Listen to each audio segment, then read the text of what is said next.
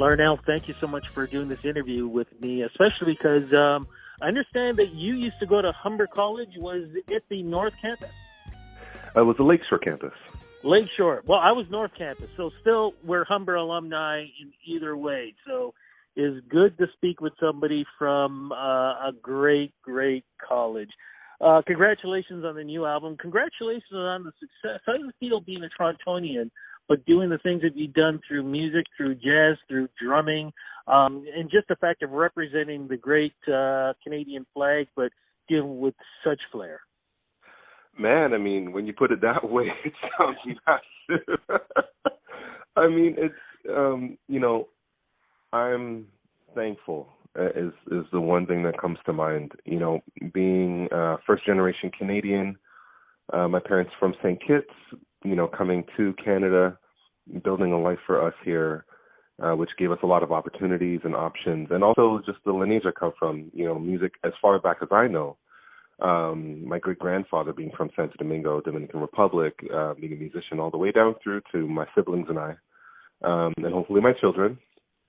But having the opportunity to be here and to represent on the world stage is an absolute honor.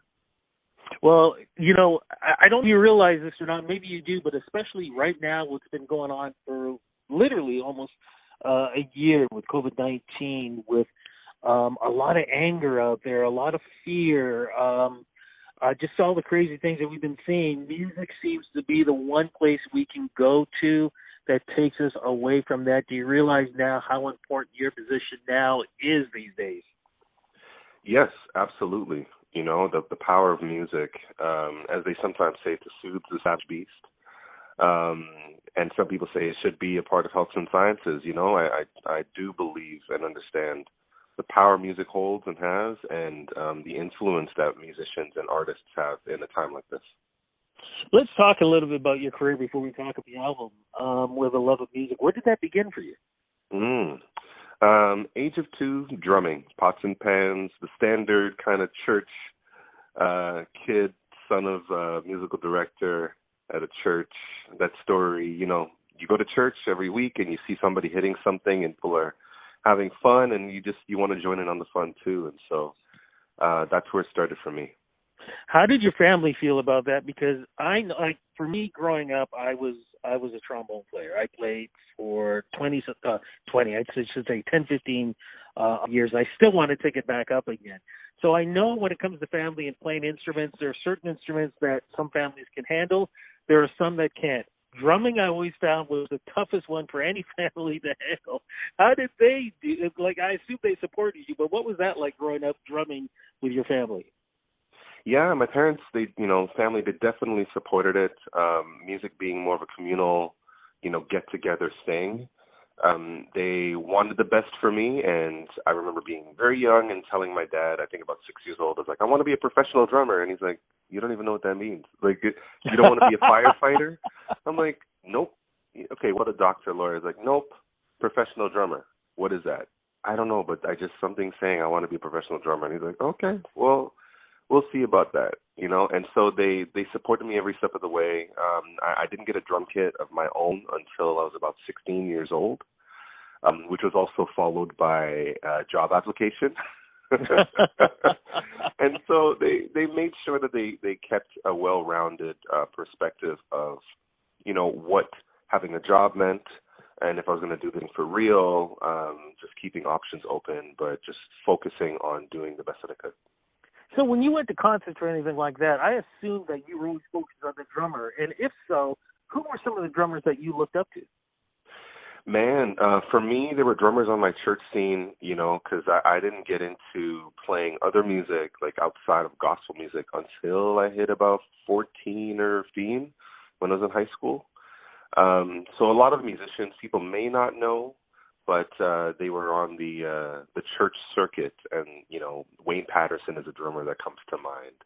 I know Brother George Wilson is somebody I saw every single week, and so another person, Devon Wilson. And so these are people growing up who I watched and admired and wanted to be like. But then once I started finding out about professionals and people who were doing it for a living and who were influencing the movements of the music scene, specifically jazz at the time. Dennis Chambers was a big name for me. Max Roach. My gosh, Brian Blade is still one of my top 5 drummers. Dave Weckl was a big influence, as well as Tara Lynn Carrington, who a lot of people may not know or remember, but she was a drummer on the Arsenio Hall show. She's been playing drums with Wayne Shorter and a bunch of like amazing artists, and is also one of the professors at Berklee College of Music in Boston. You know, there are 2 names that I read that helped you in the beginning of your career. One, of course, the queen of Canadian R&B, Jully Black, good friend of mine, and another good friend of mine, one of the best jazz performers, just recording artists in general, Matt Dusk. How did they help you in your career? Wow. Those 2 moments hit off around the same time for me. So I connected with Jully Black. I think I was about to start my first year of college, and connected through a friend, subbed into the band, and then became the drummer for Jully. And a couple years later, about maybe just getting out of my second year of college, I started touring with Matt Dusk. And so how they helped me is they helped me understand, like they were my first major opening to the industry, you know, showing up, dealing with backline, working with, you know, different labels, whether it's Universal or Decca or whoever it is. And so it was the first insight into the industry and the layers of the industry. And the responsibility I have as a drummer to support the artist. Also being on the road, those were the first times that I had actually been on the road for, you know, music-making purposes outside of maybe something related to church or family. And so it was the first experience, you know, 2 months in Vegas with Matt Dusk, opening for Black Keys across Canada with Jully Black, and all of this before my third year of college. It was pretty awesome. Well, you just kind of shot down my 2 years of college. I can't even compare to that. Oh, my gosh. Wow. You kept, though, I think the maturity was for you to be able to keep moving because, again, for a lot of young people, they probably would have just went stir crazy, whether that kind of pressure would have destroyed them and maybe ended their career, or would have put them on an ego pedestal that would have, again, destroyed their career. Why did you stay on that level of maturity and succeed? I believe, you know, the major factors were my support team. And I'll split that in 2, my family and then those that I was actually on those particular gigs or jobs with. And my mentors, of course, that I had at the different times. I think it just comes down to the support that I had. People being able to help me understand, well, first of all, you know, me being open enough to criticism and critique, and knowing that if somebody tells me something, I can just, you know, take it in and figure out what my next steps are from that, and not just, you know, sit in the corner and be offended. Because there were a lot of conversations that would have shut things down. But my parents always told me, you know, first he said, don't show off. And then also, you know, there are at least 10 people better than you that are younger than you, right? And so it was always a reality check. And then those that I was working with on the scene, they saw my rate of growth and my investment in my talent, and they just kept nurturing that as much as they could. Why does the name Oscar Peterson so important to you also? Man, so many reasons. I mean, first of all, my dad, you know, being a multi-instrumentalist, primarily keys and guitar, Oscar Peterson is someone that he always told me about growing up. And to have had the opportunity not only to meet Oscar, I was actually just looking at the photos the other day of my dad and Oscar sitting together, and, you know, having the opportunity to win the Oscar Peterson Award. I was the second recipient of the award at Humber College, and getting a chance to actually meet him and play in front of him was a big deal. And so knowing that, you know, he's a popular, well-known, and important figure in jazz internationally, but that he's Canadian, that he has Caribbean roots, you know, and that I had access and still have access to his legacy is such an important thing for me. And it's one of the guiding lights that I have when I look up and I'm vision planning and I'm dreaming. So yeah, it's very inspirational story. So, you know, I actually have a first edition Oscar Peterson stamp, and I've had a chance. I had the chance in the past to interview him many a time. So the way you feel about him is exactly the way I feel. So congratulations on your connection with him too. You've connected with a lot of artists. You mentioned some of the Canadian ones. You mentioned one, if you want to say international, of course, the Black Eyed Peas. Who are some of the other people that you've worked with over the years? Wow. My gosh, I've had the pleasure of working with, I'm trying to think about them. There's so many people I've had the blessing to work with. Let me throw one out to you, and hopefully we'll get this list going. Chaka Khan as well. Okay, yes. So I had the chance to work with Chaka Khan. I was the musical director for the screening of the Quincy Jones documentary, Quincy, for TIFF in 2018, I believe it was, or 2019. 2018, I think, is went down. Yeah, 2018 yes. September. Yeah, and so I was a musical director for that screening, which was a great opportunity. I worked with Chaka Khan, Mark Ronson, and Yeba Smith as the artists for that show. Got to meet Quincy. I was actually on tour with Quincy Jones and his project. Hopefully that movie that is out, the full concert that we recorded, gets nominated for a Grammy. That'd be pretty awesome.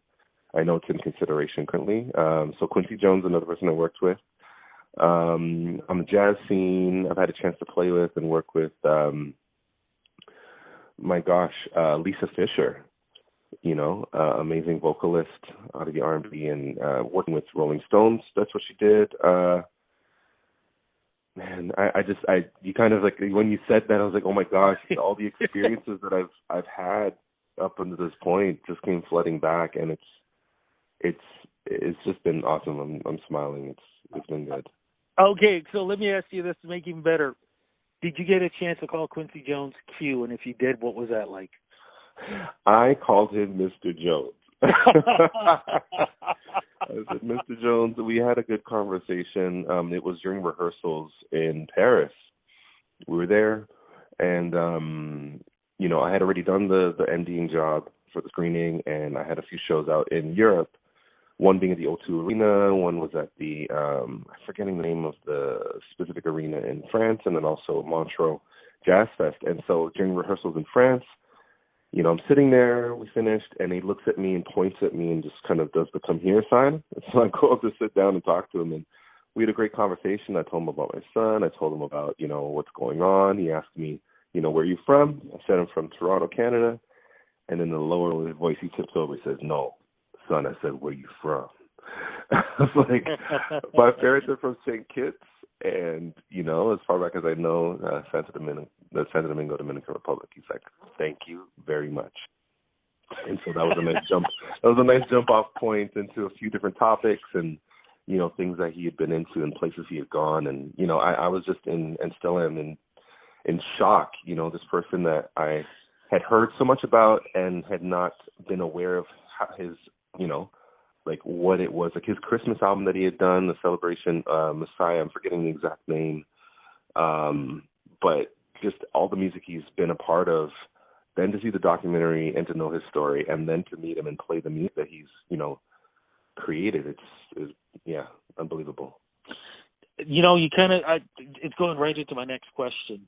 Do you sometimes pinch yourself when you're performing and you're performing with a Quincy Jones or a Chaka Khan, or if you realize, you're in London or somewhere in Europe or, places that many people would have never and will never get to see, and there you are, and in a lot of ways you were paid and brought there to perform and to perform with these people, and you're not just seeing them, as an audience member, but you are part of this experience.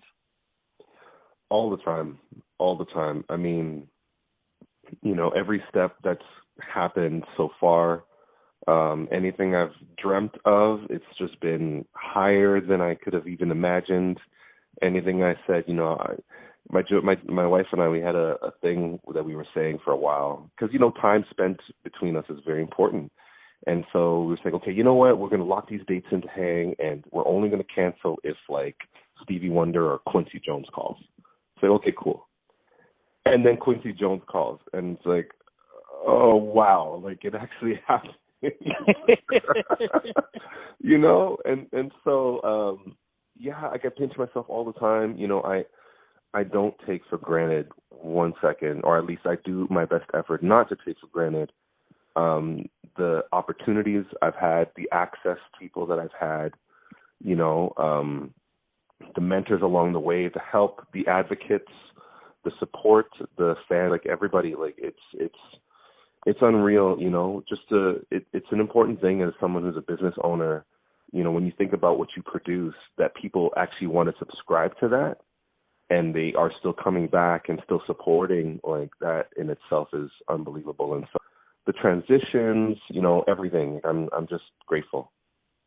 It is all about the music, and you have a new album, sir. What's the album called, and is there a theme for this album? How does it represent you in this point in your career?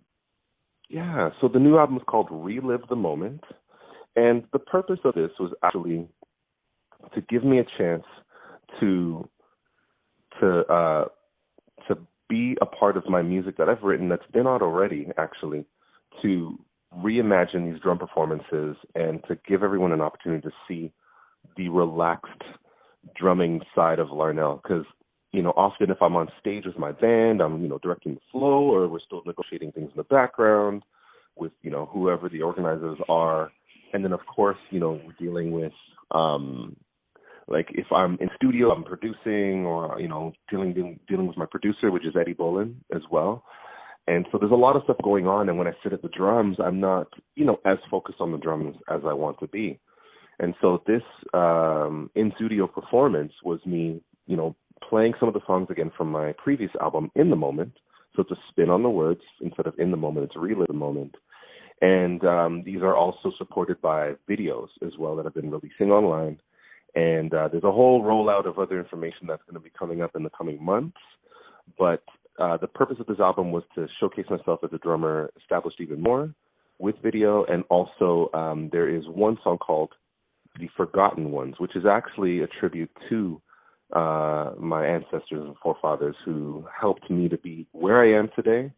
And they were the ones that, you know, supported music and brought it to where they were, and then someone else brought it to where they are, and I have what I have because of them. And so often they're forgotten, and I just wanted to remember them.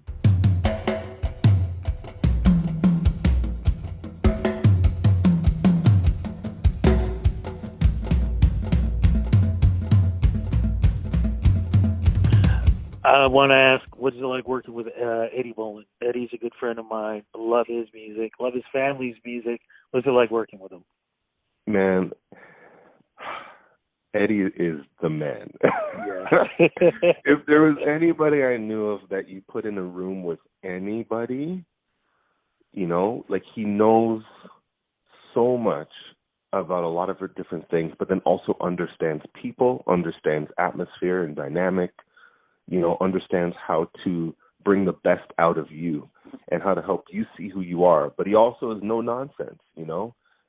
He has, you know, this ability to bring so much respect in the moment for what you're doing, but then also to be free and to live through what you're doing and not to take it too seriously, you know. And like he has a nurturing side to him as well, where I would be there, you know, and he opened the studio up to me, and I would just sit in the studio for hours. I mean, hours working on edits and stuff like that. And he'd knock on the door, and he's like, "Okay, guy, you got to eat now. Let's go." And he'd give me a meal, you know, and we would sit down, and we would talk, and he's like, "I'm not letting you go without. I've been there before. You need to eat." And so somebody that's experienced so many different things, and to be such a warm, humble, welcoming spirit, like him and his family, like, you know, they mean a lot to me. And so, yeah, I have too much to say about Eddie, and I don't even think it's enough. Now, his son drums, correct? Yeah, Trey drums. You know, Yeah. Trey is also a great videographer. He's done videos for myself and Joy Laps, my wife, as well. And so, yeah, very talented family. Quincy Bolin as well. I played on I think, I can't remember the exact name of his album that was on cue, but like his first record I played on And that was awesome to, work with Eddie and then work with Quincy in that capacity. I'm just curious, have you two ever drummed together? No, we haven't. We were never in a place to have two drum kit stuff at the same time, Oh, man, I hope that happens. And I hope I'm there when that does happen. And Eddie, of course, doing piano, that would be something. This year, is the album out right now as we speak? There are two singles out, Change Your Mind and Coconuts, and The Forgotten Ones will be out with a digital release on November 20th. And then we have physical release of product coming out shortly after that. Look at that. Something for the Christmas stocking. Good timing on that one, my friend. Any chance for any virtual performances? Because, of course, as we speak, COVID-19 happening, and not too many outdoor performances, especially with the cold weather coming in. But who knows? Things could be changing up. What are your plans? So my plans are to continue releasing the deals from the album. There's one a month, so the 20th is The Forgotten Ones, and then one a month up until March the 19th will be the last video rollout for this campaign. I'm also working with Lila the Alley. There was some footage released of our trio from the Kensington Market Jazz Festival, as well as I've been working a lot with Robbie Botush and Mike Downs. And so if you follow those artists and follow as well, you'll see a lot of video content that will be released soon. I follow all of those artists and interviewed them. Man, this is just getting closer and closer to family. I'm so glad that you and I have had a chance to speak, and I'm hoping time in the future we can do this in person. But in the meantime, which I got to make sure I do, social media is the place to follow you. Where do we go? Larnell Lewis Music on all platforms. I'm working on Twitter with that. It's Larnell_Lewis. But Larnell Lewis Music, you'll find me everywhere that I'm active. From one Humber College person to another, congratulations on all your success. Looking forward to hearing all the music on your new album.